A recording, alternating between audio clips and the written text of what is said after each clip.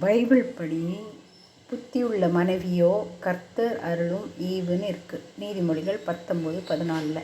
இப்போ புத்தியுள்ள மனைவி எப்படி இருக்க வேண்டும் பார்க்கலாமா?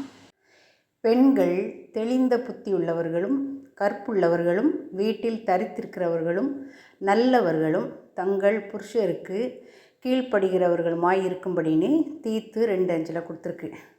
அப்போ அதில் என்ன கொடுத்துருக்குன்னா, வீட்டில் தரித்திருந்து அப்படின்னா வீட்டில் உள்ளதுகளை நம்ம செய்கிறதுக்கு ஆவலோடு இருக்க வேண்டும். அடுத்தது 1 தீமோத்தேயு 2:11 ஸ்திரியானவள் எல்லாவற்றிலும் அடக்கமுடையவளாய் இருந்து அமைதலோடு கற்றுக்கொள்ள கடவள். அப்போது சில நேரங்களில் நம்ம ஒருத்தர் பேசி முடிக்கிறதுக்கு முன்னாடி பேசுகிறோம்ல, அதனால தான் ஒரு பேச்சு வழக்கில் சொல்லுவாங்க, பெண் புத்தி பின் புத்திம்பாங்க. அப்போ நம்ம அவசரப்படக்கூடாது, அமைதலோடு இருக்கணும்.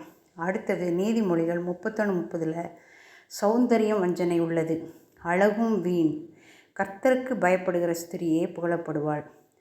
கர்த்தருக்கு பயப்படுற ஸ்திரீ அது எப்போ முடியும்னா, நம்ம ரட்சிக்கப்பட்டால்தான் கர்த்தருக்கு பயப்படுற பயம் வரும்.